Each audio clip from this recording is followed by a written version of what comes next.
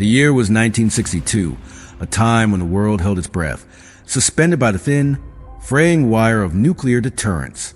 But while the masses stared at the skies in fear of missiles, a much darker reality was unfolding beneath the permafrost of the Siberian wasteland. You are listening to Eldermurk, where the truth isn't just hidden. It's buried under layers of classified steel and frozen blood. What I am about to tell you comes from a dossier recovered from a facility that officially never existed. A facility known only as Site 9. The wind howled across the tundra like a dying beast, carving jagged paths through the endless white. Major Viktor Volkov pulled his heavy wool coat tighter, the bitter cold of the Soviet North biting through even the thickest layers. He stood on the edge of a massive excavation pit, his eyes fixed on a metallic structure protruding from the ice. It wasn't steel. It wasn't iron. It was a matte black substance that seemed to swallow the dim light of the Arctic sun. Major, a voice cracked through the wind. It was Dr. Arisov, the lead scientist on the project. His face was pale, his hands trembling, not from the cold, but from what they found an hour ago. The drilling team, they broke through the inner hull, were picking up signals, not radio waves, something biological. Volkov didn't flinch. He was a man of the state, a veteran of the Great Patriotic War. But even his iron nerves felt a tremor. Biological? At this depth? This craft has been encased in ice for at least 10,000 years, Doctor. Nature didn't build this, Major, and whatever is inside, it's still dreaming. Continuing with deep narrative building, describing the descent into craft, the oppressive silence of the corridors, the discovery of the first sleeper pod, and the growing sense of dread as the military personnel realize this isn't a weapon of their enemies, but something from beyond the stars. The air inside the craft was heavy, smelling of ozone and ancient dust, as Volkov and his tactical team moved deeper into the labyrinthine halls. Their flashlights cut through a darkness that felt thick, almost liquid. The walls were covered in pulsating veins of dim violet light. It was as if the ship itself were breathing, a slow, rhythmic pulse that echoed in the marrow of their bones. "Look at the carvings," whispered Sergeant Petrov, pointing his rifle toward a frieze on the wall. It depicted stars that didn't belong to any known constellation, and figures that were tall, spindly, and devoid of faces. They weren't just visiting Earth. They were harvesting it. Suddenly, a high-pitched hum filled the corridor. The violet veins on the walls flared to a blinding brilliance. One by one, the electronic devices the team carried, the Geiger counters, the radios, the lanterns, began to whine and fail. "Return to the surface. That's an order," Volkov shouted, but his voice was drowned out by a sound that wasn't a sound at all. It was a thought, a collective, crushing thought that slammed into their minds like a physical blow. "We are awake." Petrov dropped his rifle, his hands clutching his head as blood began to seep from his ears. The others fell to their knees, paralyzed by the telepathic weight of an intelligence that had been waiting for the ice to thin, waiting for the right moment to reclaim what it had left behind. Volkov struggled to draw his pistol, his vision blurring. In the strobe-like flashes of the dying lights, he saw it. At the end of the hall, a circular hatch was sliding open, not with mechanical hiss, but with the wet, organic sound of heart valve opening. A shape began to emerge, a silhouette that defied the laws of human anatomy, translucent and shimmering with a cold, predatory light. The Cold War was no longer about ideologies. It was no longer about East versus West. As Volkov felt his consciousness slipping away into the void, he realized a terrifying truth. The secret files weren't meant to protect the state. They were meant to hide the fact that humanity was never the master of this planet. We were merely the caretakers of a garden, and the owners had finally returned to harvest. The silhouette emerging from the hatch was not a solid form, but shimmering distortion of reality, as if the air itself had been bruised and broken. Major Volkov's fingers felt like lead as he tried to grip the cold grip of his Makarov pistol. The creature, if it could be called that, didn't walk, it unfolded. It moved with a sickening fluidity, its limbs elongating and snapping into place like a series of geometric equations being solved in real time. The violet light from the walls cast long, dancing shadows that seemed to move independently of the objects casting them. This was the moment the world changed, not with a nuclear flash, but but with the silent arrival of an ancient predator. "Back! Get back!" Volkov roared, finally finding his voice through the crushing mental pressure. He fired 3 rounds into the center of the shimmering mass. The bullets didn't ricochet. They simply vanished into the creature's translucent torso, ripples spreading outward like stones thrown into a stagnant pond. The entity paused, its lack of a face somehow conveying a sense of profound, cold curiosity. It leaned toward the fallen Sergeant Petrov, who was still convulsing on the floor. A thin, needle-like appendage extended from the entity's chest, vibrating at a frequency that turned Petrov's screams into a wet, rattling gurgle. In an instant, the screaming stopped. Petrov's body didn't just go limp. It began to turn gray, the very color of the permafrost outside, as if every ounce of biological energy were being siphoned out. "Fall back to the elevator." Arisov shrieked, his scientific detachment replaced by a primal animal terror. "The seals won't hold it, but we have to reach the surface." The surviving soldiers scrambled toward the heavy iron lift, their boots clattering on the metallic grating. Behind them, more hatches were opening. The sleeper pods weren't just containers. They were a collective hive, and the hive was hungry after 10 millennia of starvation.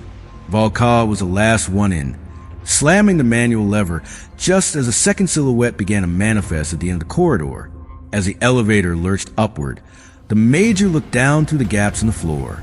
The entire lower deck of craft was now glowing with a sickly, rhythmic pulse. The sight was no longer a discovery. It was an infestation. The surface of Site 9 was a scene of organized chaos. The Soviet High Command, acting on Arisov's earlier frantic transmissions, had already scrambled a wing of interceptors from a nearby base at Dixon. The sky was no longer white. It was filled with the roar of jet engines and the smell of kerosene. General Zhukov, the man in charge of the regional military district, stood in the command tent, his face a mask of stone, when Volkov and Arisov burst in, covering the frost and grime of the underworld. The general didn't ask about survivors. He asked about the threat. "General, you must initiate protocol blackout." Arisov gasped, clutching the edge of a map table. "This is not a salvage operation. It is a breach. They are awakening, and they're using our own biological signatures to stabilize their forms. Every man we lose to them becomes fuel for their expansion." Zhukov looked at the radar screens. Strange blips were beginning to appear, not coming from the sky, but from beneath the earth. The seismic sensors were picking up massive displacements of rock and ice. The craft wasn't just a ship, it was a terraforming engine. "Major Volkov," the general turned his cold gaze toward the veteran. "You were down there. Tell me, can we kill them with conventional fire?" Volkov thought of the bullets vanishing into the shimmering void of the creature's chest. "Lead does nothing, General, but they reacted to the discharge. There was a flicker, a disruption in their stability. We don't need bullets, we need energy. High-intensity thermal or electromagnetic pulses. If we can't kill them, we have to burn the very air they breathe." The general nodded slowly and picked up the red telephone. This wasn't a call to Moscow. It was a call to a special unit known only as Otto 7, the Department of Unnatural Phenomena. "This is Zhukov. Activate the sun rays. Target coordinates. Site 9. Zero margin engagement." As the order was given, the ground beneath the camp began to tremble. A massive fissure opened near the excavation pit, and a pillar of violet light erupted into gray Siberian sky, punching through the clouds. The air began to vibrate with that same crushing thought from below. "We're the architects. You are the silt." The Soviet soldiers outside were paralyzed. Some fell to their knees in prayer. Others simply stared as their skin began to turn that deathly gray. The sun rays were experimental vacuum tube laser rays, massive and unstable, mounted on heavy trucks.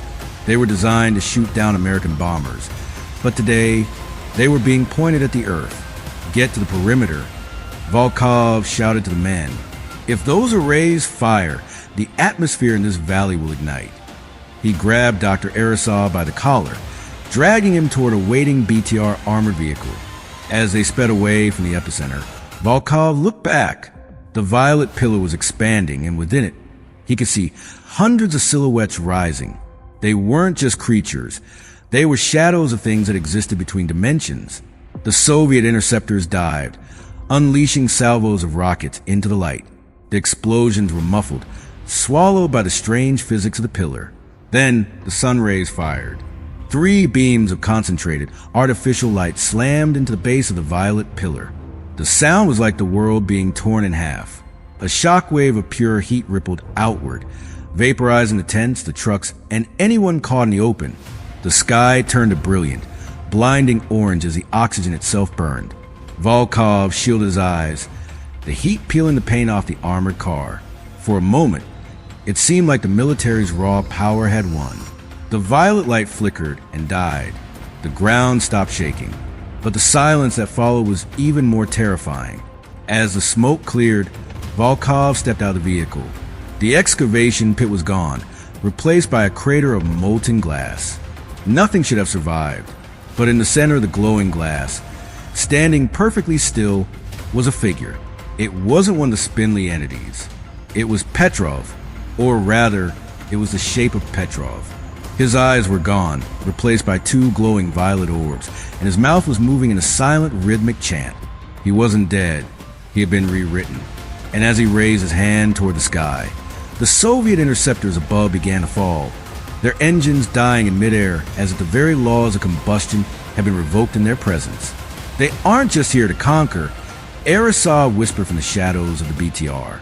They are here to change the rules of the universe. And we just gave them the energy they needed to start.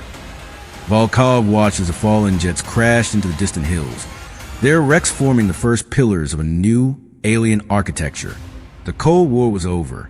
The war for soul of the planet had just begun, and the Soviet Union, along with the rest of the world, was woefully unprepared for an enemy that didn't want our land, but our very essence. We need to find the Americans, Volkov said, his voice a low growl. Zhukov, who had somehow survived inside the command bunker, emerged with a bloodied face. The Americans? They are our enemies, Major. Not anymore, Volkov replied, looking at the glowing thing that used to be his sergeant.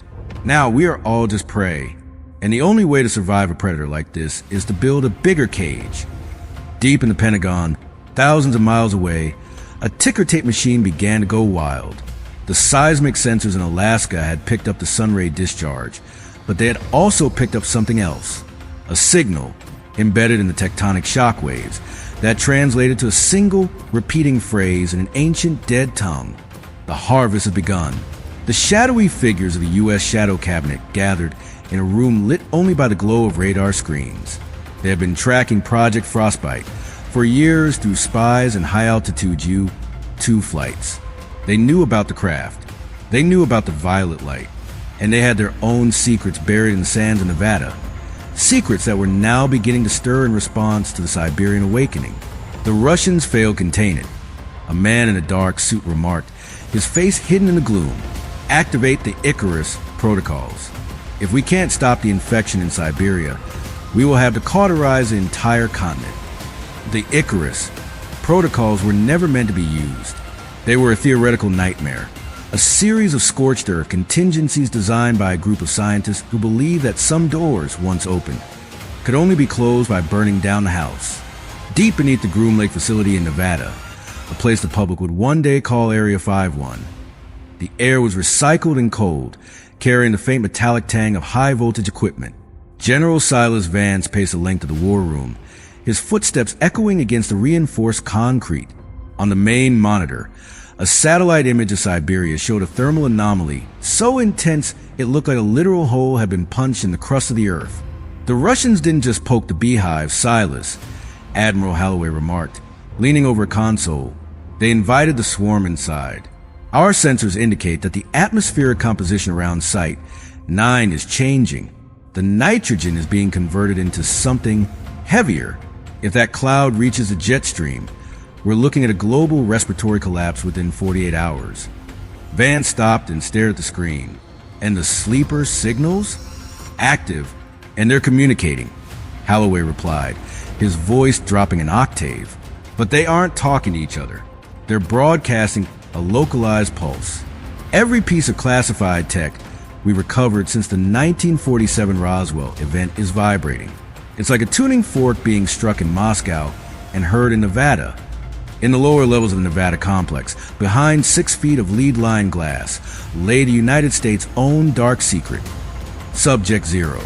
It was a jagged shard of the same matte black material found in Siberia, recovered from a crash site in the desert over a decade ago. For years, it had remained inert, a mystery that defied every laser and diamond-tipped drill bit. But now it was glowing. A faint, rhythmic violet light pulsed from its core, mirroring the heartbeat of the Siberian craft. Dr. Elena Vance, the general's daughter and the lead exobiologist on the project, watched the monitors with a mixture of awe and sheer terror. "It's a beacon," she whispered to herself. The Siberian site wasn't a ship. It was a primary terminal. And this shard, this is a relay. Suddenly, the laboratory's alarms began to blare.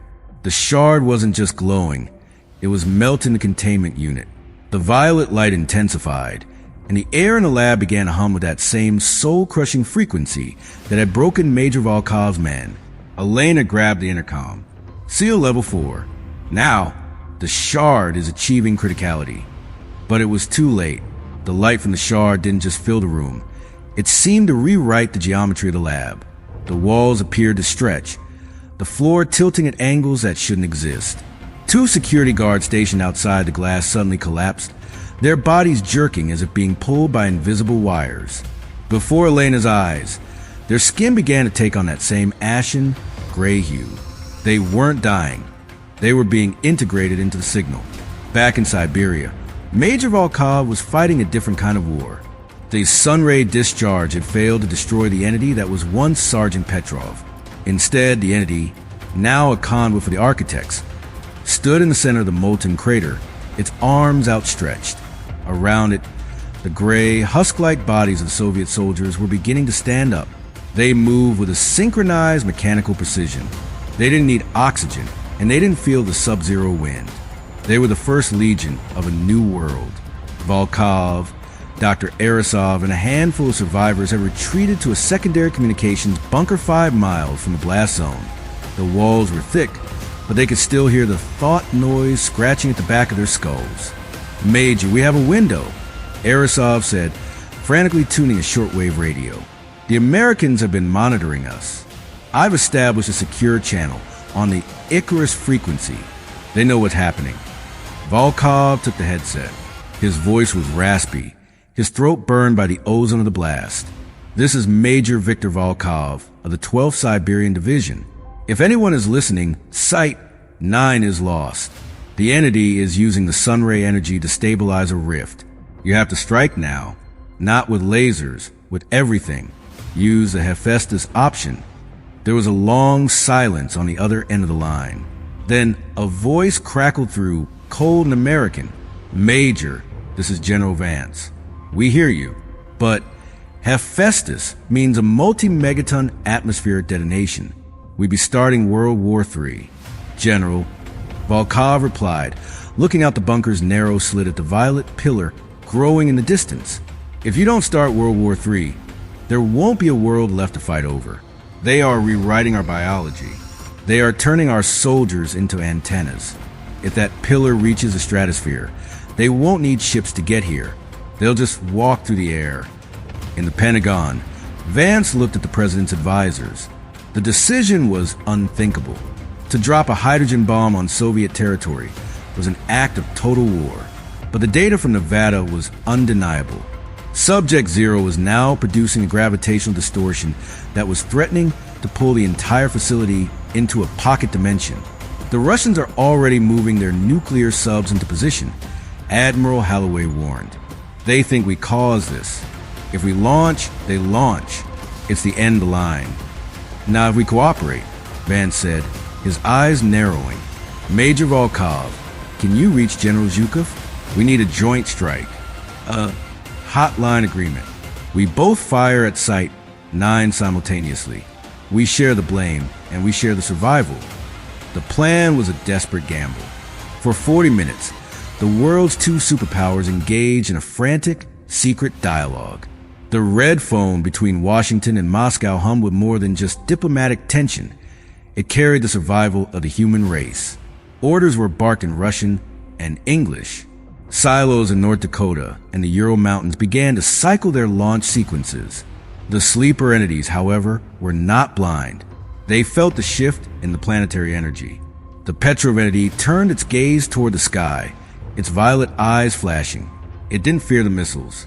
To the architects, nuclear fission was a primitive toy, but provided exactly what they needed: a massive surge of thermal energy to tear the rift wide open. As the first ICBMs broke the atmosphere, arching toward the Siberian wasteland, the ground at Site 9 began to liquefy. The violet pillar didn't shrink. It pulsed with anticipation. Volkov stood outside the bunker, watching the streaks of light descending from the heavens. He knew that even if they destroyed the site, the world would never be the same. The secret was out. The Eldermerk was no longer a shadow in the corner of a file. It was the sky itself. "Do you think it will be enough, Doctor?" Volkov asked. Arisov didn't answer. He was staring at his own hands. The veins beneath his skin were starting to glow with a faint violet hue. He looked at Volkov. His expression won a tragic realization. It was never about the craft, Victor. It was about the signal. And the signal is already inside us. As the horizon turned into a wall of white fire, the thought noise in Volkov's head reached a deafening crescendo. It wasn't a scream of pain. It was a laugh. The missiles struck. The world shook. And in the silence of the aftermath, a new sound began to echo across every radio frequency on Earth. A rhythmic, mechanical heartbeat that signaled the end of the Cold War and the beginning of the silent occupation. The world felt different in the wake of the strikes. The air had a metallic, ozone-heavy tang that wouldn't dissipate, and the sun, when it managed to pierce through perpetual haze of the Siberian fallout, looked pale, almost silver. Major Viktor Volkov pulled himself from the wreckage of the communication bunker. His ears were ringing with a permanent, high-pitched hum, a residual gift from the Hephaestus strike. But as he looked out over the horizon, he didn't see a wasteland. He saw a construction site. The crater where Site 9 had once been was no longer a pit of molten glass. The nuclear fire had been absorbed, channeled into the earth like water into a sponge. Emerging from the center of the blast zone were monolithic structures made of that same matte black substance, rising like the ribs of some gargantuan, subterranean beast. They were miles high, piercing the clouds, and they were vibrating. The sun rays and the hydrogen bombs hadn't destroyed the architects. They had provided the raw caloric energy required for the entities to manifest their physical infrastructure. "We didn't kill it," a voice rasped. Volkov turned to see Dr. Arisov. The scientist's transformation had slowed, but it hadn't stopped. The violet veins in his neck were now thick and pulsing, and his eyes had a strange, iridescent sheen. He wasn't shivering, despite the sub-zero temperatures. "We gave them the keys to the kingdom. Victor, we thought in terms of destruction. They think in terms of conversion." Volkov reached for his sidearm, but his holster was empty. It didn't matter. Even a battalion of tanks would be useless against what was happening. Around them, the gray men, the converted Soviet soldiers, were no longer wandering aimlessly. They were working. With terrifying, silent efficiency, they were dismantling the remains of the military base, stripping the metal and dragging it toward the black monoliths. They didn't speak. They didn't eat. They were simply extensions of the signal. "We have to move," Volkov said, his voice cracking. "The Americans, General Vance, they need to know that the strike failed." "They already know," Arisov said, pointing toward the sky. High above, far beyond the reach of any interceptor, faint streaks of violet light were etching themselves across the stars. These weren't missiles. They were threads, strands of pure information being woven into the planet's magnetosphere. The architects were rewriting the world's operating system. In Washington, D.C., the situation was even more dire. The Icarus protocols had been triggered, but the shadow government was finding that their own shadows were betraying them. Inside the Pentagon's Securus vault, the black box containing the records of every extraterrestrial encounter since the 1930s was melting, not from heat, but from the sheer weight of the data being beamed from Siberia. General Silas Vance stood in the center of the war room, watching as the staff began to change. It started with a twitch, a rhythmic tapping of fingers on consoles. Then, the humming. One by one, The officers began to chant a series of coordinates in a language that sounded like grinding stone. "Step away from the consoles." Vance screamed, drawing his service weapon. "That's an order." His top aide, Colonel Miller, turned slowly. His face was a mask of terrifying serenity. "The general is confused," Miller said, his voice echoing with strange, double-tone resonance. "There is no order anymore, Silas. There is only the frequency. We are being tuned. Don't you feel it? The static in your head. It's not noise. It's a song." Vance didn't hesitate. He fired a single shot. The bullet struck Miller in the chest, but there was no blood. Instead, a puff of fine, gray ash erupted from the wound. Miller didn't fall. He simply looked down at the hole in his uniform and smiled. "The vessel is irrelevant. The message has been delivered." Vance backed away, his heart hammering against his ribs. He realized then that the silent occupation wasn't an invasion of ships. It was an invasion of the mind. Every radio broadcast, every television signal, every hum of the power grid had been co-opted. The architects weren't coming from space. They were emerging from the very technology humanity had built to connect itself. He scrambled to the emergency exit, heading for the underground rail that led to the Raven Rock bunker. He needed to find his daughter, Elena. If the shard in Nevada was a relay, she was at the epicenter of the psychic storm. Back at the Groom Lake facility, Elena Vance was witnessing the birth of a new physics. The lab had been completely overtaken by the violet light. The shard, Subject Zero, had expanded into a doorway. It wasn't a hole in space, but a fold in time. She could see through it, glimpsing a world that was both ancient and futuristic. A sprawling city of black glass under a dying violet sun. The security guards who had been converted were standing around the doorway, their hands joined. They weren't guarding it. They were stabilizing it. Elena, she turned to see a figure stepping through the doorway. It looked like a man, but its skin was translucent, revealing a skeleton made of glowing fiber optics. It didn't speak with its mouth, but its thoughts flooded her mind like a tidal wave. "You were the planners," the entity thought. "You tilled the soil of this reality with your wars and your radios. You created the noise we needed to find our way back. Now, the harvest is mature. What do you want from us?" Elena whispered, her nose beginning to bleed. "We want nothing from you. We want the space you occupy. We are the architects of the Eldermurk. We do not destroy. We repurpose." Outside the facility, the desert was no longer silent. The sand was beginning to vibrate, rising in rhythmic waves. Beneath the dunes, something massive was stirring. Similar reports were coming in from all over the globe. The pyramids of Giza were humming. The deep trenches of the Pacific were boiling. The ruins of Stonehenge were glowing with violet hue. The ancient sites weren't monuments. They were dormant nodes, and the Siberian strike had been the start button. Volkov and Arisov, now trekking through Siberian night toward a hidden Otto 7 outpost, saw the first of the harvesters descend.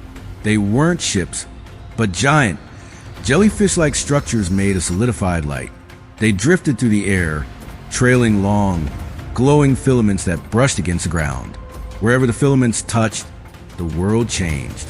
Trees turned to glass, rock turned to liquid, and humans were gathered like wheat. "They are reclaiming the garden," Arisov muttered, his voice becoming more alien by the minute. The Cold War was just a distraction. We were fighting over borders while the landlord was coming up the driveway. Volkov looked at his hands. The gray hue was starting to creep up his fingers. He had been exposed too long. He felt the fear leaving him, replaced by a cold mathematical peace. The thought noise was becoming a beautiful symphony. He knew that soon he wouldn't be Viktor Volkov anymore. He would be a part of the architecture. But there was a spark of the old soldier left in him, a stubborn, human refusal to surrender without a fight. He reached into his pocket and pulled out a small manual detonator connected to a series of charges he had planted in the Otto 7 outpost fuel reserves. It wasn't a nuclear strike. It wasn't a sun ray. It was just old-fashioned chemical fire. "Not today," Volkov whispered, his eyes flashing with final, human defiance. "If we are the silt, then we will be the grit that jams your machine." He pressed the button. The explosion was small compared to the nuclear fire of the morning, but it was enough to sever the local thread for a split second. In that moment of static, the mental grip of the architects wavered. Across the globe, for one heartbeat, people woke up. They saw the gray skin, they saw the violet sky, and they screamed. It was a scream that echoed from the bunkers of Nevada to the streets of Moscow, a collective cry of a species realizing its own extinction. And in the darkness of the Eldermurk, the architects paused. They hadn't expected the silt to bite back. The momentary lapse in the frequency was like a breath of oxygen to a drowning man. Across the shattered landscapes of the northern hemisphere, the grip of the architects slipped just long enough for survivors to realize they were no longer alone in their own heads. In the burning ruins of the Otto 7 outpost, Major Viktor Volkov stood amidst the black smoke of the fuel explosion. The gray tint on his skin hadn't vanished, but the rhythmic pulsing in his veins had dimmed. For the first time in hours, he could think a thought that wasn't a geometric calculation.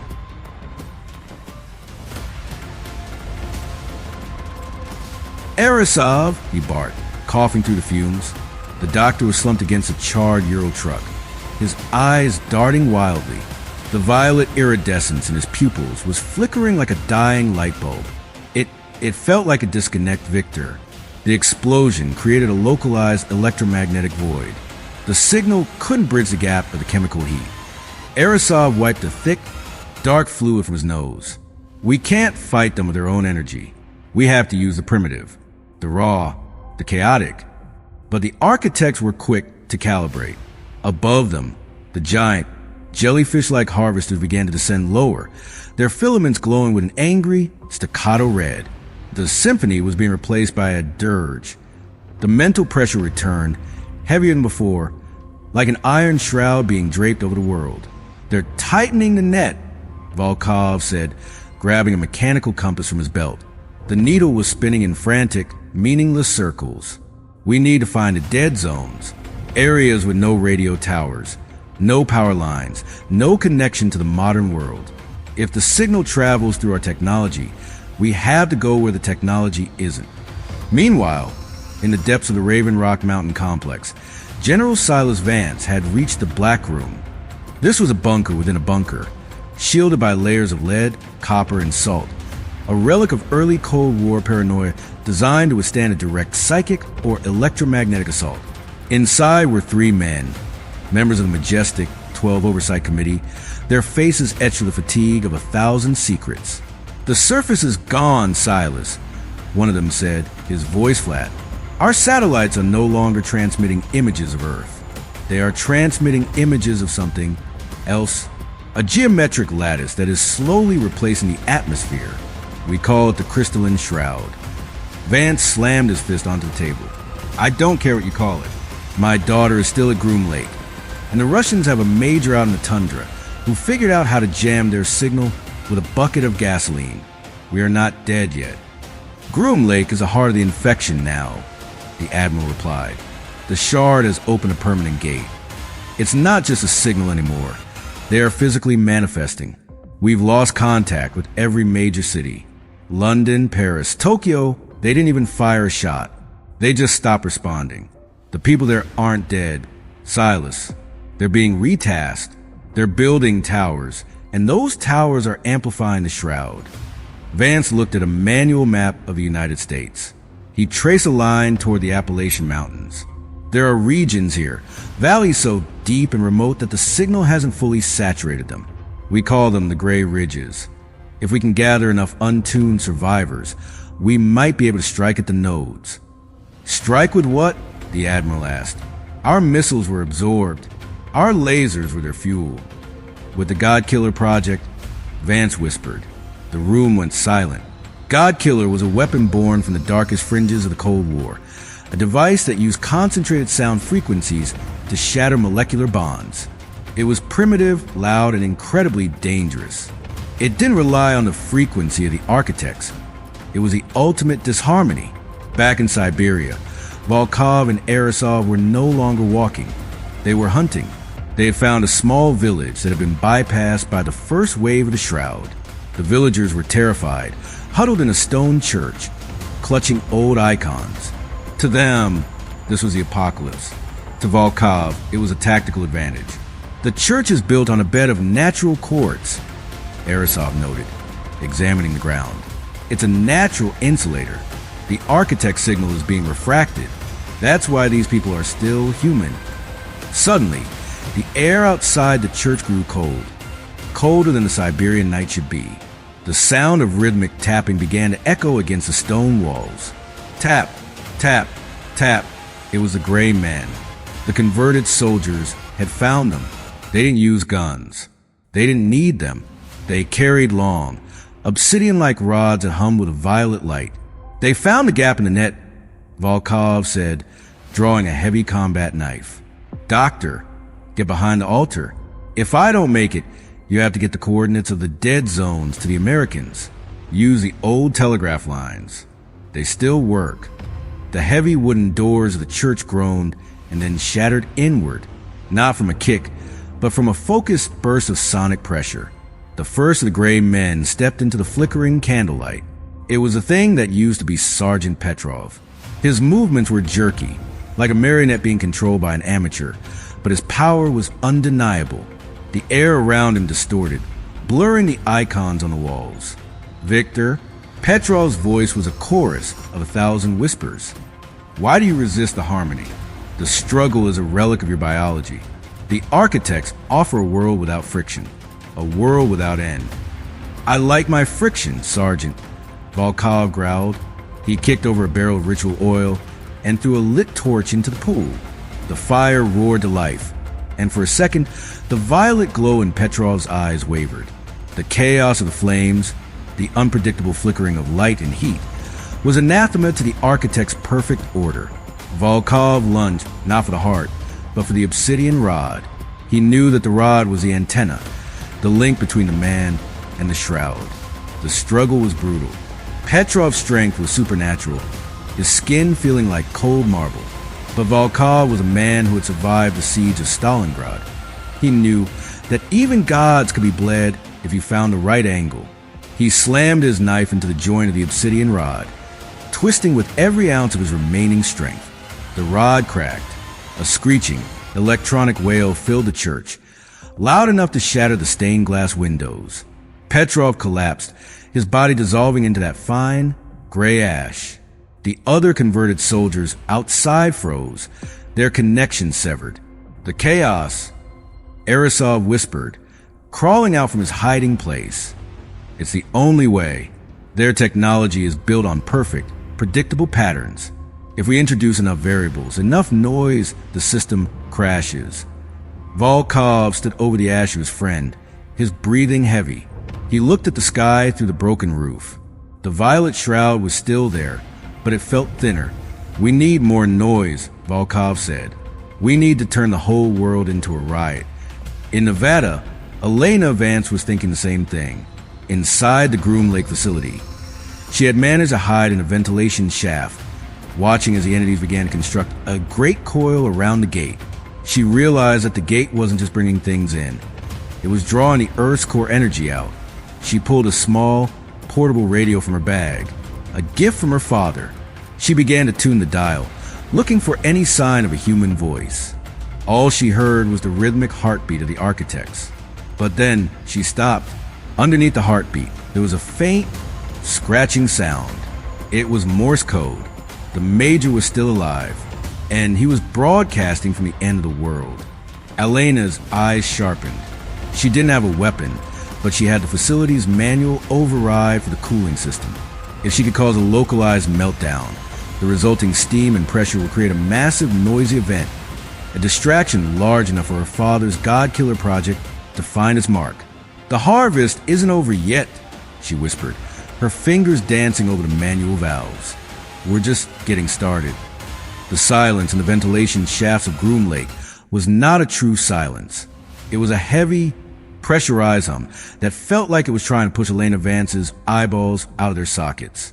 Below her, the great coil was nearing completion. The architects moved with a terrifying grace, their translucent bodies shimmering as they wove together strands of raw energy and physical matter. They were no longer just shadows. They were the new masters of the American desert. Elena knew that if she didn't act now, the gate would stabilize, and the Earth would be nothing more than a hollowed-out shell for an empire that spanned dimensions. She reached for the manual override valves. There was no computer interface here, no digital screen that the architects could hijack with their frequency. It was old, rusted iron and hydraulic pressure. She began to turn the first wheel. It groaned, a sharp metallic scream that echoed through the shaft. Below, the entities paused, their non-existent heads tilted in unison toward the ceiling. They were sensitive to vibration, and Elena had just struck a chord of pure discord. "Come and get me, you bastards," she whispered, putting her entire weight into the second valve. With a thunderous crack, the high-pressure steam lines ruptured. A wall of white vapor exploded into the laboratory, obscuring the violet light and throwing the architect's sensors into a frenzy. The perfect geometry of the room was suddenly shattered by the chaotic turbulence of the steam. The entities flickered, their forms becoming unstable as the thermal chaos disrupted their connection to the shroud. This was the noise Volkov had spoken of. This was the grit in the machine. Thousands of miles away, in the heart of the Appalachian Mountains, General Silas Vance heard the signal. It wasn't Morse code, and it wasn't a radio broadcast. It was a seismic tremor, a rhythmic pulsing of the earth that his sensors identified as the emergency purge sequence from Groom Lake. His daughter had done her part. "Target confirmed," the general said, his voice cold and steady. "The gate in Nevada is flickering. Its shielding is down. Activate the God Killer." The God Killer was not a missile. It was a massive subterranean acoustic array, hidden deep within a mountain peak.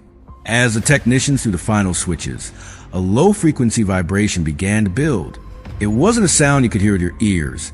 It was a sound you felt in your teeth, in your lungs, in the very structure of your DNA. It was a jagged, discordant wave designed to counteract the harmony of the architects. As the wave surged outward, it traveled to the bedrock of the continent. In the cities, the gray men began to collapse. The towers they were building started to develop hairline fractures, the matte black material vibrating until it turned back into dust.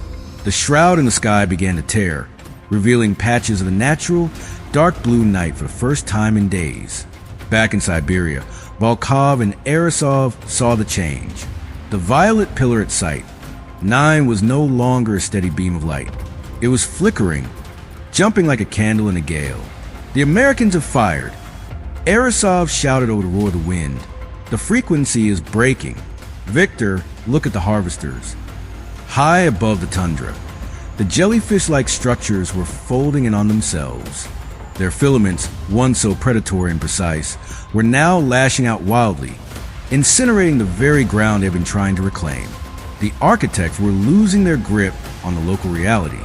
The chaos Elena had triggered in Nevada was cascading across the entire global network. "We can't just watch," Volkov said, his eyes fixed on the distant crater of Site 9.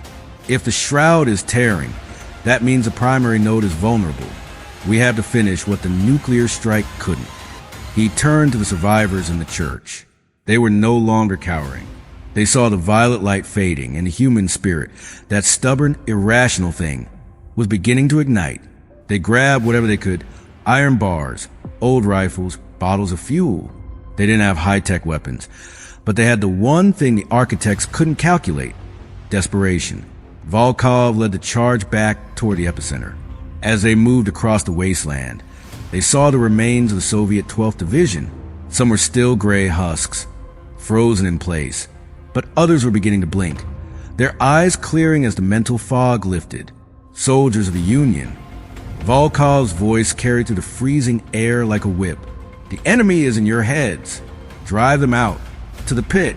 To the pit." The battle for Site 9 was a chaotic, bloody mess. On one side was a legion of transcended, hyper-intelligent entities from another dimension. On the other was a mob of freezing, starving, and terrified human beings. By all laws of logic, the humans should have been wiped out in seconds, but the God-Killer frequency was still pounding through the earth, making it impossible for the architects to coordinate their defenses. Volkov reached the edge of the crater. The Petrov entity was there, trying to stabilize the pillar with its bare hands. Its skin was translucent, showing the flickering light of a dying star within its chest. It looked at Volkov, and for a brief second, the Major saw a glimpse of his old friend in those violet eyes, a silent plea for an end. Volkov didn't hesitate. He didn't use a gun. He used a heavy manual demolition charge, the kind used to clear mines in the Great War. He dived into the crater, the heat of the molten glass searing his boots, and slammed the charge directly into the base of the flickering pillar. This is for the garden. Volkov screamed. The explosion wasn't just chemical. It was a focal point of human intent. As the blast went off, it intersected with the God-killer wave coming from the west. The two forces, the physical and the acoustic, slammed into the violet pillar at the same time. The sky over Siberia didn't just turn orange, it turned white. A shockwave of pure, unadulterated reality rippled outward, dissolving the black monoliths and shattering the remaining harvesters into a million shards of harmless glass. The violet light was sucked back into the earth, disappearing into the depths of sight, nine with a sound like a retreating tide. For a moment, there was absolute silence. Volkov lay on the ground, his body broken, his skin finally returning to its natural weathered color. He looked up at the stars. They were the stars he remembered. No violet threads, no geometric lattices, just the cold, indifferent beauty of the cosmos. Beside him, Arisov crawled to the edge of the pit. He looked down into the darkness. It's gone, Victor. The gate is closed. The connection is severed. Is it? Volkov asked, his voice a whisper. Or did we just buy ourselves a little more time? In Nevada, the Groom Lake facility was a tomb. Elena Vance emerged from the ruins, her clothes torn and her face blackened by soot. She looked out at the desert. The great coil was a pile of twisted metal. The entities were gone, vanished into the air like smoke. But as she looked at the horizon, she saw a faint, silver shimmer, a lingering ghost of the shroud. In the Pentagon, General Vance sat in the dark. The God-killer array had burned itself out, the mountain peak having literally melted from the intensity of the frequency. The world was safe, but the cost was immeasurable. The global infrastructure was in ruins. The secret was no longer a secret. Billions of people had felt the mind of the architect, and they would never forget the feeling of being prey. He picked up a file on his desk. It was a new dossier, started only minutes ago. On the cover, in bold black letters, were the words, "The Silent Occupation, Phase 2. They didn't leave because we won," Vance muttered to the empty room. "They left because the environment became too noisy to harvest. They'll wait. They'll wait for us to get quiet again. They'll wait for us to rebuild our radios and our satellites. And next time, they won't use a frequency we can hear." Outside, the wind began to howl again, carrying the faint, rhythmic tapping of a sound that shouldn't exist. The war for the Eldermerk had not ended. It had simply gone back into the shadows, waiting for the next time humanity dared to look too deep into the ice. The aftermath of the Great Disruption felt like a world waking up from a fever dream, only to find the bedroom walls had been painted with the blood of their secrets. Throughout the winter of 1963, the planet remained in a state of fractured paralysis. The violet shroud had vanished, but it left behind a world that no longer trusted its own senses. Major Viktor Volkov sat in a sterile, windowless room deep beneath Moscow, the hum of the ventilation system, the only sound in his universe. His hands, once steady enough to dismantle a live mine in a blizzard, now had a permanent, microscopic tremor. He wasn't being treated as a hero. In the eyes of the new Soviet leadership, he was a witness to a failure that officially never happened. "They are calling the great atmospheric anomaly, Victor," Dr. Arisov said, sitting across from him. The doctor looked aged, his skin like yellow parchment, though the violet veins had finally faded into faint, silver scars. The official reports speak of solar flares and experimental high-altitude tests. The people who saw the gray men are being told they suffer from mass hysteria caused by chemical leaks. The truth is being buried under 10 tons of Soviet ink. Volkov looked up, his eyes cold. "You can't bury what's inside people's heads, Doctor." Every soldier who was at site, 9 remembers a song. Every mother who saw her child turn gray in the streets of Kiev is waiting for the other shoe to drop. We didn't win a war. We just broke the radio. Arasov leaned in closer, his voice dropping to a conspiratorial whisper. The Americans are doing the same. General Vance has gone underground. My contacts say the Pentagon is being purged of anyone who felt the frequency too deeply. They call it the cleansing, but there is a group, Victor, a group that spans both sides of the Iron Curtain. They call themselves the Sentinels of the Murk. They know that the architects didn't retreat to the stars. They retreated into the white noise of our world. In the United States, the silence was being put to strategic use. The ruins of the Groom Lake facility had been encased in a massive concrete sarcophagus, much like the one that would later cover Chernobyl. Elena Vance was no longer a free woman. She was a property of the state, kept in a luxurious but high-security bunker in the Blue Ridge Mountains. Her father, the general, visited her only once every month, and they spoke through a thick pane of lead-lined glass. "They are rebuilding the network, Dad," Elena said during one of their brief meetings. She looked thin, but her eyes were sharper than ever. The new satellite programs, the undersea cables, it's all happening again. The politicians think they can control it this time. They think they can use the architect's technology to win the Cold War once and for all. General Silas Vance stared at his daughter, his heart heavy with a guilt that had no name. The president believes we have decoded the encryption. He believes we can build a firewall that the architects can't penetrate. We're calling it the Iron Aegis. It's a global defense grid. Elena, a way to lock the door from the inside. "You aren't locking a door, Dad," Elena replied, her voice trembling with frustration. "You're building a bigger antenna. The architects don't need a door. They are the wood the door is made of. They are the air in the room. Every time we use their logic to build our defenses, we are just giving them more territory to occupy. The only way to stay safe is to go dark, truly dark." But the world was not going dark. It was getting louder. The 1960s were becoming a decade of unprecedented technological explosion. Television sets were in every home. Radio towers were blooming across the globe like steel weeds. To the average citizen, it was the age of progress. To the few who knew the truth, it was the setup for a second harvest. In Siberia, the earth began to groan again. Not at Site 9, which was now a forbidden zone guarded by elite Spetsnaz units, but in the remote corners of the world where no one was looking, deep in the Himalayan peaks, and at the bottom of the Mariana Trench, the rhythmic tapping had returned. Tap, tap, tap. It was a heartbeat, slow and patient. The architects were no longer trying to force their way in through a massive gate. They were using a more subtle method, infiltration through the very progress humanity craved. Volkov was finally released from his confinement in late 1964. He was given a new identity and sent to work as a lowly clerk in a weather station near the Mongolian border. It was a calculated move by the KGB to keep him isolated, but they had made a mistake. A weather station was the perfect place to listen to the world. Working late into the night, Volkov began to notice a pattern in the atmospheric pressure readings. Every Tuesday, at exactly 3 in the morning, the barometer would drop to a level that was physically impossible, only to return to normal seconds later. He began to cross-reference these drops with shortwave radio static he picked up on his personal kit. It wasn't a song this time. It was a countdown. "They're back!" Volkov muttered to himself, the cold Siberian wind rattling the windows of his shack. He reached under his floorboards and pulled out a small, battered notebook. In it were the names of the survivors from the church, and the secret frequencies Arasov had given him.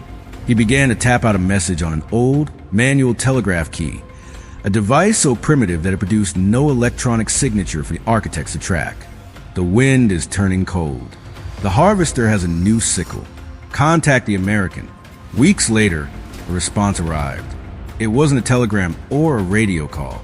It was a package delivered by a nomadic herder, containing a single rusted skeleton key and a map of a small town in West Virginia called Point Pleasant. Inside the box was a note written in a hand that Volkov recognized from the classified files of the Pentagon. "The Icarus has fallen, but the Phoenix is blind. Meet US at the TNT area. The birds are watching." Volkov knew that leaving his post meant death if he was caught. He was a man with no country, a ghost of a war that had been erased from history. But as he looked out at the vast, dark horizon, he saw a flicker of violet light in the clouds. Just a spark, gone in an instant. It was enough. The silent occupation had entered its second phase. The era of the sleeper agents had begun. The architects were no longer looking for soldiers. They were looking for hosts. They were in the boardrooms, in the laboratories, and in the dreams of the men who held the nuclear keys. As Volkov began his long journey toward the west, he realized the terrifying brilliance of the enemy's new strategy. To defeat the architects, humanity had to stop being human. We had to abandon our machines, our music, and our connection to one another. We had to become as cold and silent as the ice they had been buried in for 10,000 years. But even as he felt the weight of the task, a new thought entered his mind. A thought that didn't feel like his own, yet didn't feel like the architect's either. It was a low, resonant hum of ancient Earth, a reminder that the planet itself had a memory, and it did not like being rewritten. The war for the Eldermerk was moving into the shadows of the Cold War's peak. The year was 1966, and in the hills of West Virginia, a new kind of entity was being sighted. A creature with red eyes and wings of shadow, a harbinger of the next breach. The world called it the Mothman. Volkov called it an early warning system. The chess pieces were being set for a game that would decide the fate of the next century. On one side stood the architects and their human puppets. On the other, a broken major, a captive scientist, and a general who had lost his soul to save his world. The Eldermerk was expanding, and this time, there would be no white fire to save us. The TNT area near Point Pleasant was a sprawling labyrinth of abandoned World War II explosive bunkers, overgrown with thick brush and buried under decades of industrial rot. It was the perfect place for ghosts to gather. Viktor Volkov moved through the shadows of the concrete domes, his hand resting on the hilt of a hunting knife. He no longer carried a Soviet uniform, but the way he moved, silent, low, and constantly scanning the tree line, betrayed his years in the Otto 7 units. "You're late, Major," a voice echoed from the darkness of Bunker 13. Volkov froze. He recognized the cadence. It was General Silas Vance, but the voice was hollowed out, stripped of the booming authority it once held in the Pentagon's war room. As Vance stepped into the moonlight, Volkov saw a man who had been consumed by his own secrets. His hair was stark white, and his eyes were sunken into a face that looked like it had been carved from gray stone. "Getting out of the Union isn't as easy as it used to be, General," Volkov replied, his English accented but sharp, especially when the border guards have eyes that glow in the dark. Vance nodded grimly. He gestured for Volkov to enter the bunker. Inside, the air smelled of damp earth and old chemical residue. A single kerosene lamp flickered on a wooden crate, casting long, distorted shadows against the curved walls. Sitting on a folding chair was a woman Volkov had only seen in grainy surveillance photos, Elena Vance. Beside her, huddled in a heavy overcoat, was Dr. Arisov. The team was back together, but they were no longer an army. They were a cell. "We don't have much time," Elena said, her voice urgent. She was staring at a portable frequency analyzer that was spitting out jagged, irregular lines. The local anomaly is peaking. The townspeople call it the Mothman, but it's not a creature, Victor. It's a bleed-through. The architects are trying to anchor a new kind of node here, but the geology is wrong. The ground is too unstable, too full of old iron and sulfur. It's creating a sensory glitch. "A glitch we can use," Vance added. He unfolded a map of the Silver Bridge, which spanned the Ohio River. The architects have moved away from the massive pillars. They are going for the infrastructure of the mind. They realize that if they can collapse a major point of human connection, a bridge, a communications hub, a center of commerce, the resulting mass trauma creates a spike in the local frequency. That spike is what they use to harvest the collective consciousness of a population. Volkov looked at the map. "You think they're going to drop the bridge?" "They aren't going to drop it," Arisov intervened, his voice trembling. "They are going to tune it. They've been seeing Victor." The red eyes the locals report. "Those aren't eyes. They are bioluminescent sensors." The architects are mapping the structural integrity of the bridge, an emotional state of everyone who crosses it. On the day of the collapse, they won't just take lives. They will take the essence of everyone caught in the fall. The strategy had shifted from a military invasion to an occult harvest. The architects had learned that the human soul was most vulnerable during moments of sudden, overwhelming terror. By orchestrating disasters, they could feed the shroud without alerting the global population to their presence. It was the ultimate silent occupation. Suddenly, a high-pitched screech tore through the night, coming from the top of the bunker. It wasn't the sound of an animal. It was the sound of metal being sheared by a frequency. The analyzer in Elena's lap went haywire, the screen glowing a violent, toxic purple. "They're here," she whispered.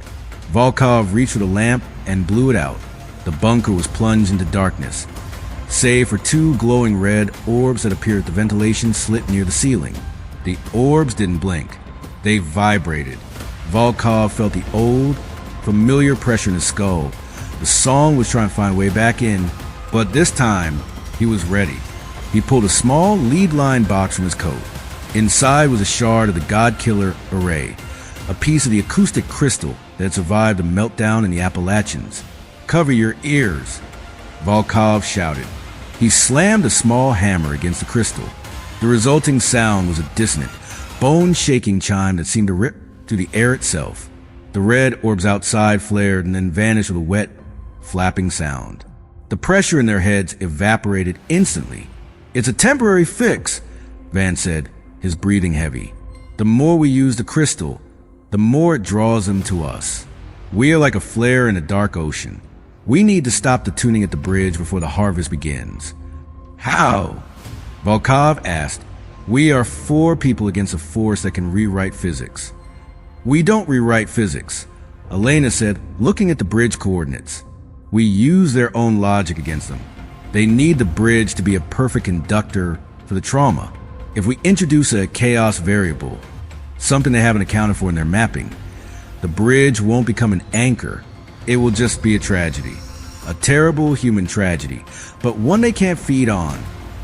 Volkov understood the grim mathematics. They couldn't save the bridge. The architects had already compromised its structure, but they could prevent the harvest. They could ensure that the souls of the victims remained out of reach of the shroud. "The date is set," Van said, his voice cracking. "December 1967. We have 1 year to build the jammers. We have to place them in the foundations of the bridge without the men in black catching us." "The men in black?" Volkov asked. "The architect's new front line," Arisov said, shivering. "Human-looking shells, dressed in dark suits, driving cars that leave no tracks. They are the ones cleaning up the evidence. They're the ones making sure the world keeps believing in solar flares and mass hysteria." As the small group gathered their gear to leave the bunker, Volkov looked back at the rusted iron door. He thought of the thousands of people in Point Pleasant, going about their lives, unaware that they were being measured like cattle for slaughter they wouldn't even realize were happening. The Cold War was no longer about communism or capitalism. It was a war for the right to die a human death. As they stepped out into the foggy West Virginia night, a large, dark shape took flight from a nearby tree, its wingspan eclipsing the moon. "Let it watch," Volkov muttered, gripping his knife. "We aren't the same prey we were in Siberia." The countdown to the Silver Bridge had begun, and in the shadows of the Eldermurk, the architects began to realize that the grit in their machine was starting to organize. The silent occupation was about to meet the silent resistance. The winter of 1967 was abnormally cold, a damp chill that seemed to seep through skin and settle directly into the bone. In the small town of Point Pleasant, life appeared normal to the casual observer, but underneath the surface, the frequency was screaming. Viktor Volkov spent his days working as a transient laborer near the docks, his eyes always fixed on the Silver Bridge. To the locals, it was a vital artery of steel and rivets. To Volkov, it was a giant tuning fork, vibrating with a low-level hum that only those who had survived Site 9 could hear. "The resonance is almost at the breaking point," Dr. Arisov whispered, huddled in the back seat of a rusted Chevrolet parked near the riverbank. He was monitoring a device hidden inside a lunchbox, a modified receiver that tracked the non-human vibrations of the bridge's suspension chains.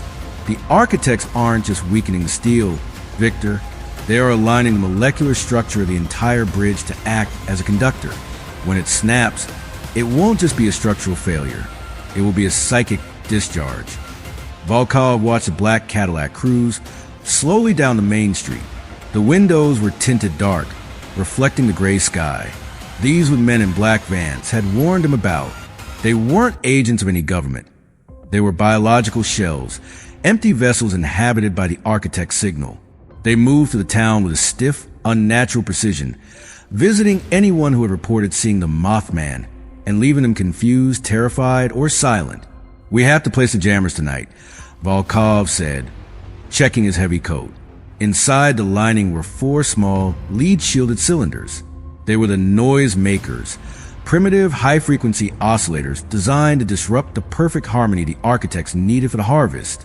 If we wait until the traffic peaks for the Christmas rush, the interference will be too late. That night, under a moonless sky, Volkov and General Vance met beneath the massive stone piers of the bridge. The river was a dark, churning mass of ice and silt. Above them, the bridge groaned under the weight of the evening traffic. The sound of tires on metal grating like rhythmic chanting. "My daughter is monitoring the shroud levels from the safe house," Vance said, his voice a low rasp. He handed Volkov a climbing harness.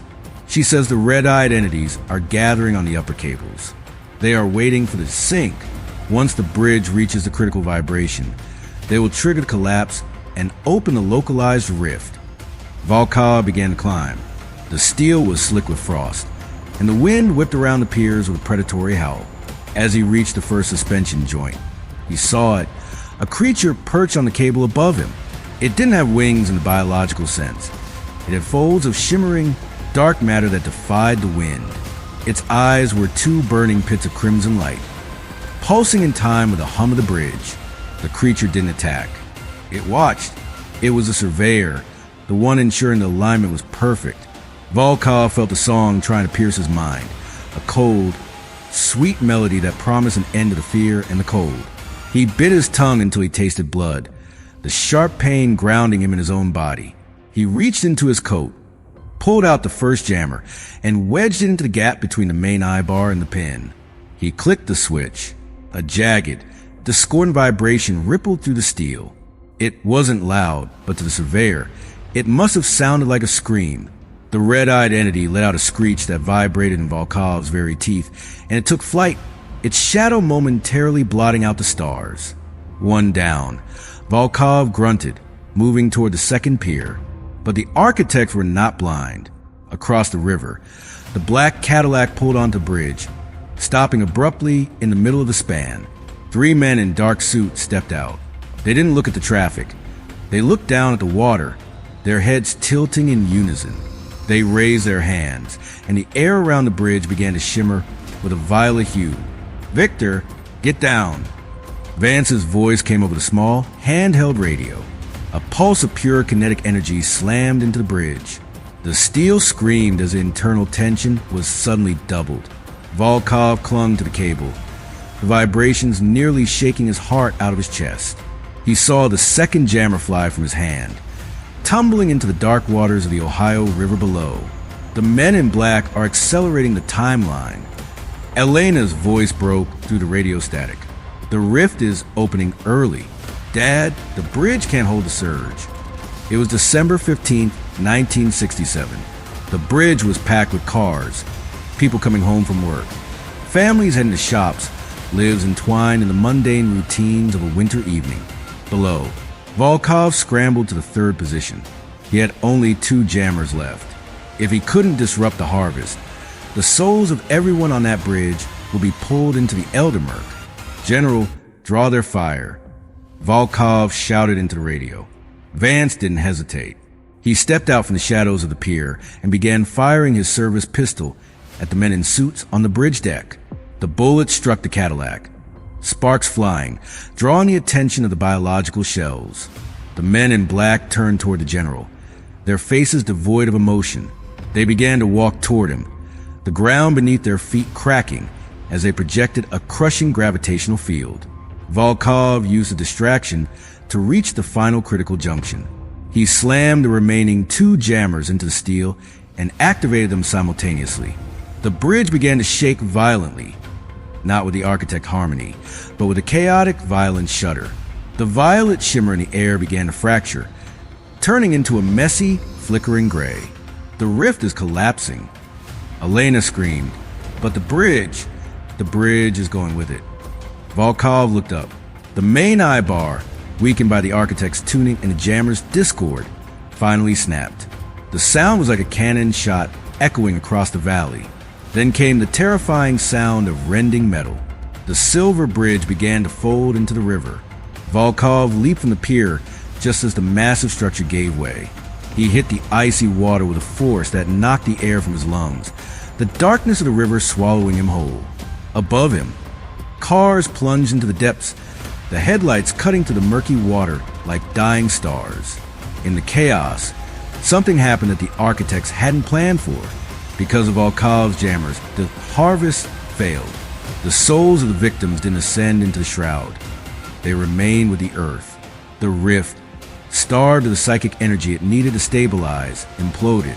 The red-eyed entities vanished into the night.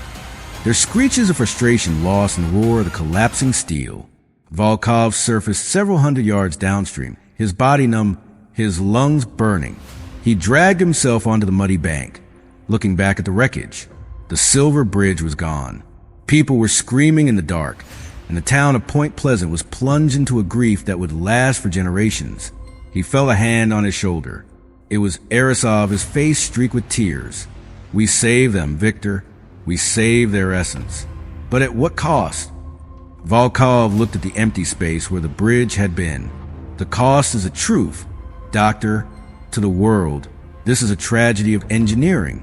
To us, it's a victory of shadows. And the architects, they won't forgive us for this one. In the distance, the black Cadillac sat on the edge of the riverbank, its engine idling silently. The men in black watched the survivors for a long moment before turning the car around and disappearing into the fog. The silent resistance had won a battle, but they had revealed their hand. The year 1967 ended not with a bang, but with a cold, terrifying realization. The Elder Merc was no longer just watching. It was mourning its lost harvest, and a mourning god is a vengeful one.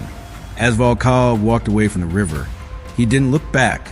He knew that the next phase of the war would take them deeper into the darkness, into the era of the 1970s, where the secrets would move from the bridges to the very stars themselves. By 1972, the world had moved on from the anomalies of the previous decade.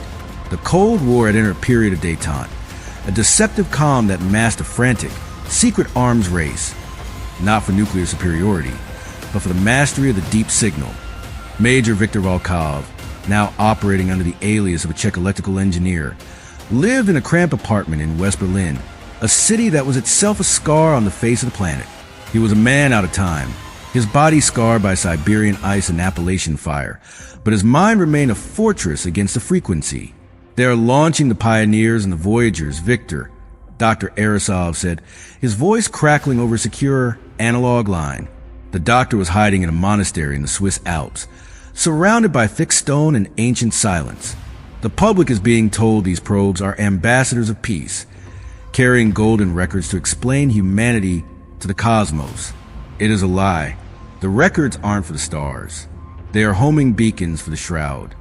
Volkov stared out the Berlin Wall, the gray concrete shimmering under the harsh spotlights of the death strip. They are inviting them back, aren't they? The politicians think they can negotiate. Worse, Arisov replied. They think they can harness the architect's transit system. The NASA programs and the Soviet Soyuz missions are being integrated into a project called the Glass Ceiling. They are trying to build a permanent gate in high Earth orbit. If they succeed, the architects won't need bridges or pillars. They will simply flow into our world like water into a cracked hull. The silent resistance had grown thin. General Silas Vance had disappeared into the deep black budget world of Project Blue Book's shadows, and Elena was a ghost in the system. But Volkov was still a soldier. He knew that if the gate was moved to space, there would be no more noise they could generate to stop it. The vacuum of space was the ultimate conductor for the architect's harmony. In 1975, the Apollo-Soyuz test project was announced. The first joint flight of the US and Soviet space programs. To the world, it was a handshake in the stars. To Volkov, it was a final calibration. He knew he had to stop the handshake before the orbital frequency was locked. Through a network of disillusioned defectors, Volkov managed to infiltrate the Baikonur Cosmodrome in Kazakhstan. He wasn't there to sabotage the rocket. He was there to contaminate the cargo. He carried a small, pressurized canister of grit, a refined dust made from the shattered remains of the god-killer crystals. If he could release this dust into the airlock of the Soyuz capsule, it would act as a permanent acoustic toxin, vibrating at a frequency that would prevent the orbital gate from ever stabilizing. The night before the launch, the Kazakh steppe was a vast, silent ocean of grass. Volkov moved through the shadows of the gantry, his breath hitching in the dry air. He reached the maintenance hatch of the capsule, his fingers trembling. He wasn't the young major who had stood at sight 9 anymore. He was a ghost, a remnant of a humanity that was being phased out. Stop, Victor. Volkov froze. Standing on the gantry was a man in a dark suit. He didn't have the stiff, mechanical movements of the men in black. He moved with familiar, weary grace. It was General Silas Vance. But his eyes, they had that faint, silver shimmer. "You're one of them now, Silas?" Volkov asked, his hand hovering over the canister. "I am a bridge, Victor," Vance said, his voice resonating with that terrifying double tone. "The architects show me the truth. We cannot win by fighting the frequency. We are part of it. The Earth is not a garden to be harvested. It is a cell in a larger body. The gate in orbit, it isn't for an invasion. It's for our ascension. We are being invited to join the harmony." Ascension? Volkov spat on the metal grating. "You saw what happened to Petrov. You saw what happened at the bridge. They don't want us to join them. They want to use us as fuel. They want to turn our souls into a power source for their dying sons. It is a better fate than what we are doing to ourselves," Vance replied, stepping closer. "The nuclear silos are still full, Victor. The world is a powder keg. The architects offer a peace that surpasses human understanding. Give me the canister." "No," Volkov said. He triggered the canister. The grit didn't explode. It hissed out in a fine, shimmering cloud. But as the dust touched the air, Vance didn't flinch. He raised his hand, and the dust froze in midair, suspended by a localized gravitational field. "The environment has been prepared, Major," Vance said, his voice filled with a tragic pity. "The iron aegis you were so afraid of, it's already active. We didn't build a defense grid. We built a cage. And the key is about to be turned in the stars." Vance moved with a speed that defied human biology, slamming Volkov against the side of the capsule. The Major felt his ribs crack, the air leaving his lungs. But as he looked into Vance's silver eyes, he saw a flicker of the old man, a tear rolling down the general's cheek. "I'm sorry, Victor," Vance whispered, his grip tightening. "The song is just too beautiful to ignore." Volkov felt his consciousness fading. The song was filling his head, louder than it had ever been. He saw the stars above the steppe, and for a moment, they weren't points of light. They were eyes, thousands of red and violet eyes, looking down at the earth with an ancient, cold hunger. But as the darkness closed in, a new sound cut through the harmony. It was a low, guttural growl that seemed to come from the earth itself. The gantry began to shake, not from a rocket engine, but from a tectonic shift. Deep beneath the Cosmodrome, the old blood, the planetary defense mechanism that Arisov had theorized, was waking up. The planet didn't want the gate. The vibration was so intense that it shattered the gravitational field Vance was holding. The grit dust exploded outward, coating the gantry and the capsule in a layer of discordant crystal. Vance screamed, his silver eyes flashing as the acoustic toxin began to rewrite his hijacked biology. He stumbled back, falling from the gantry into darkness below. Volkov collapsed on the grating, gasping for air. He looked at the capsule. It was covered in the dust. The mission was a failure, but the contamination was absolute. When the Soyuz docked with the Apollo in orbit, the noise would be carried into the very heart of the orbital gate. The launch proceeded the next morning. Volkov watched from a distance as the rocket tore through the sky, carrying the seeds of human discord into the architect's perfect heavens. He knew he wouldn't survive the day. The men in black were already closing in on his position. He sat on a rusted oil drum, watching the trail of smoke in the blue sky. He pulled out a small battered radio and tuned it to a dead frequency. He didn't hear the song. He heard the static. Beautiful, chaotic, human static. "We are the grit," he whispered to the wind. "And as long as we can scream, the harvest will never be easy." The year was 1975, and the world was officially at peace. But in the silence of the Eldermurk, the architects began to realize that the silt of Earth was more than just fuel. It was a virus. And the war for soul of the planet was about to enter its most dangerous phase. The era of the 1980s, where the syllabus of the shadows would begin. By 1984, the world had changed. The grit that Viktor Volkov had carried into the stars during the mid-70s had delayed the architects, but it had not stopped them. They had adapted. They realized that physical gates and steel bridges were too easy to sabotage. To truly harvest a species, they needed to inhabit its mind, and the 1980s provided the perfect vessel, the digital network. The silent occupation was no longer about gray men in the streets. It was about the flickering green text on computer monitors and the invisible waves of the new global telecommunications grid. Dr. Elena Vance, now an aging woman living under a false name in a small town in Oregon, watched the rise of the personal computer with a sense of impending doom. She had spent a decade studying the residual echoes of the Silver Bridge collapse. She knew that the architects were no longer using the frequency to command humans. They were using it to code them. "They are building a digital shroud," she wrote in a journal that she kept in a lead-line safe. "The internet, the satellite constellations of fiber optic cables, they aren't for us. They are the new neurons of the architects. We are building our own cage, wire by wire, and we are calling progress." In 1986, the Chernobyl disaster sent a jolt through the resistance.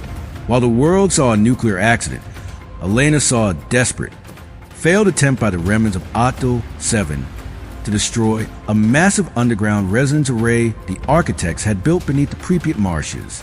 The explosion had been a last-ditch effort to jam the new digital signal, but the cost had been catastrophic. The radiation didn't just burn flesh.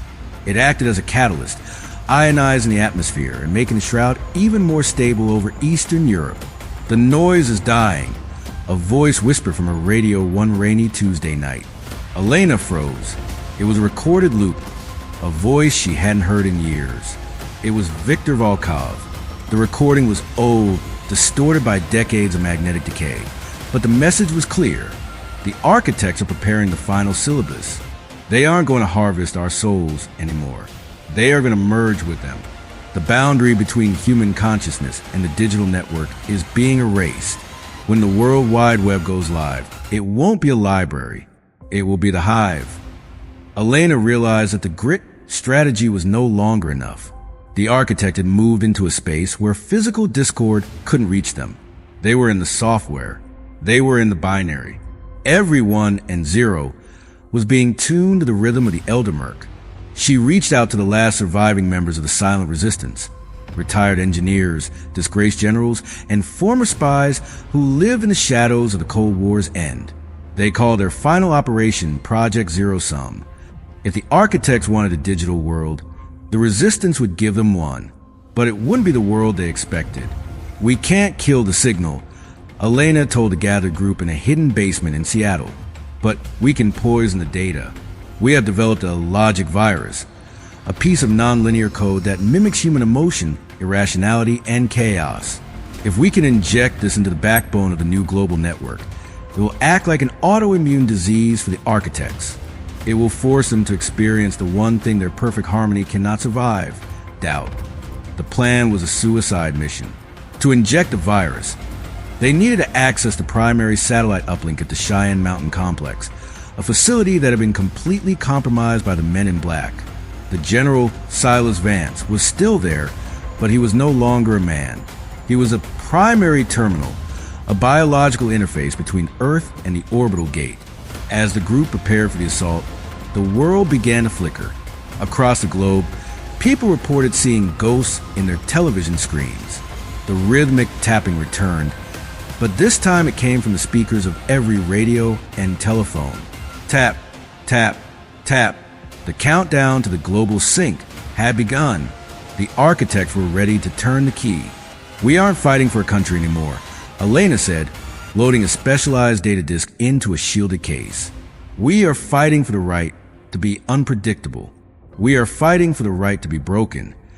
The team moved toward the mountains under the cover of a massive, artificial blizzard, a distraction created by the last of the Soviet weather control satellites. The final battle of the Cold War wasn't between East and West. It was between the perfect digital eternity of the architects and the messy, chemical survival of humanity. As they reached the heavy blast doors of Cheyenne Mountain, the air turned violet. The shroud was descending, visible now even to the naked eye. The clouds were forming geometric patterns, and the stars were beginning to align into a giant, glowing eye. "The harvest is here," Aerosov's voice echoed in Elena's mind, though the doctor had been dead for 5 years. It was a memory, a phantom signal. "Don't let them tune you, Elena. Stay noisy." The doors hissed open, and the group stepped into the heart of the mountain. Inside, the walls weren't made of rock anymore. They were made of a pulsating, matte black material that hummed with the song. In the center of the command center sat General Silas Vance, his body fused with the mainframe, his silver eyes staring into a reality that no human was ever meant to see. "Welcome home, daughter," the general said, his voice 1,000 whispers. "The harmony is waiting for you. Why bring the poison when you can have the peace?" Elena gripped the data disk. "Because peace without a choice is just a grave, Dad." The final syllabus had begun. The world held its breath as the digital age prepared to swallow the human soul. But in the darkness of the mountain, a small group of glitches was about to pull the plug. The heart of Cheyenne Mountain had become a cathedral of alien geometry. The air was thick with the scent of ozone and the heavy, electric taste of the global sink. Elena Vance stood before the towering structure that used to be her father. General Silas Vance was no longer human. He was a living conduit, his skin translucent and shimmering with the data of 1 billion lives. The song of the architects was no longer a distant hum. It was a roar that filled the mountain, a perfect, crystalline frequency that demanded total surrender. "Look at them, Elena!" The general's voice echoed, though his lips did not move. Above them, dozens of monitors showed the major cities of the world. In London, Tokyo, and Moscow, the people had stopped moving. They stood in the streets, their heads tilted back, their eyes reflecting the violet shimmer of the descending shroud. The digital network was complete. The World Wide Web had become a web in the most literal sense, a trap for the collective consciousness of the human race. The struggle is over. We are finally one. No more war, no more hunger, no more chaos. Just the harmony.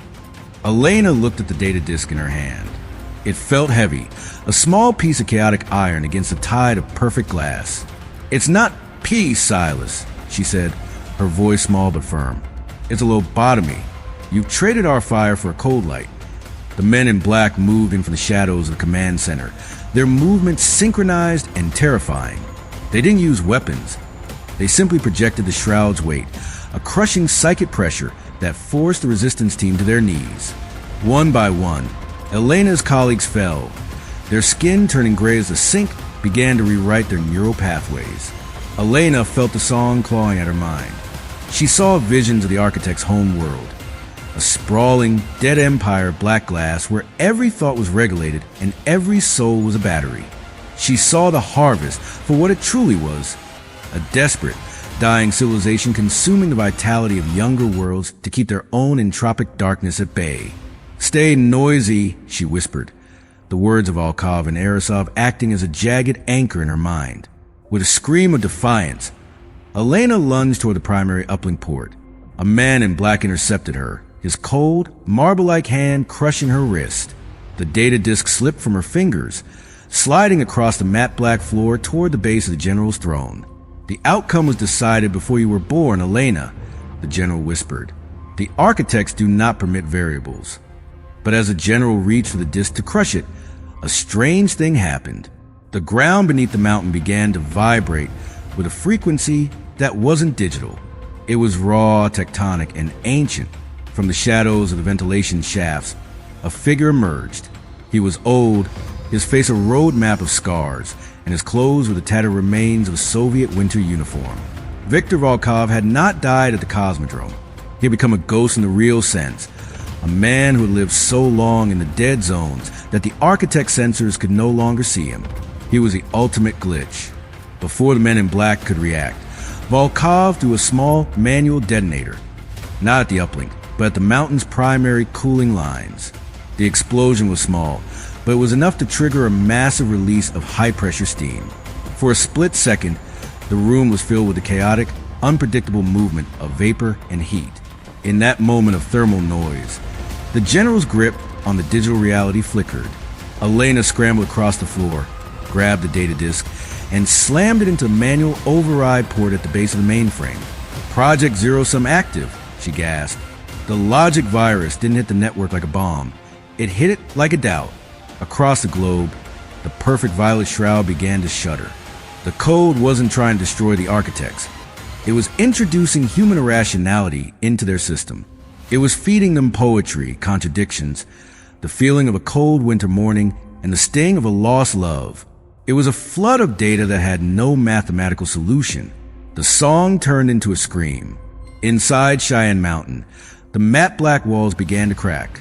The silver light in the general's eyes turned a frantic, jagged red.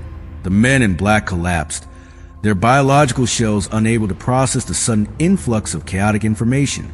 The orbital gate, visible on the main monitors, began to spin out of control, its geometric stability shattered by the grit of human emotion. "What have you done?" The general's voice fractured, the double tone splitting into 1,000 discordant screams. "I gave you your soul back," Elena said, tears streaming down her face. "And it's a mess, isn't it?" The sync failed. Across the world, billions of people suddenly gasped, their heads dropping as a mental chain snapped. The shroud in the sky didn't vanish. It burned up, the violet energy turning into a harmless, silver rain that fell over the continents. The architect's connection to Earth was severed, not by fire, but by the sheer weight of human complexity. Volkov walked over to Elena, helping her to her feet as the mountain groaned around them. The facility was self-destructing, the alien architecture unable to survive without the harmony. "It's over, Victor," Elena whispered. Volkov looked at the monitors. The violet light was gone, but the world was still dark. The power grids were down, the satellites were falling, and the digital age had been strangled in its crib. "No," he said, his voice a low growl. "The occupation is over. The war is just moving back into the shadows." As they made their way toward the exit, they passed the remains of General Vance. He was no longer a terminal. He was just an old man, lying dead among the wires, a peaceful smile on his face for the first time in decades. He had died human. The Project Frostbite was finished. The architects had been pushed back, their harvest ruined by the very silt they had despised. But as the survivors emerged into the cold mountain air, they saw a single red eye watching them from the clouds. It didn't attack. It just watched. The Elder Merc was still there. It was in the static of the radio, in the shadows of the deep woods, and in the dreams of the children who had felt the song. We had won our freedom, but we had lost our innocence. We were now a species that knew its place in the food chain, and we were determined to stay at the bottom, where the grid is. You have been listening to the final decrypted files of Project Frostbite. This world you see around you, with its flickering screens and silent skies, is a fragile layer of glass over an ocean of shadows. The architects haven't forgotten us. They are simply waiting for the noise to die down. They are waiting for you to become quiet, to become predictable, to become tuned. If you want to keep the noise alive, if you want to stay informed about the secrets they don't want you to hear, then you must join the resistance. Subscribe to Elder Merc. Turn on the notifications. Not because we want to reach you, but so the signal stays broken. Share these files with those who still have eyes to see. The more we speak, the louder the chaos. And in the chaos, we are safe. Stay noisy, stay human, and never, ever listen to the song. This is Elder Merc, signing off for now.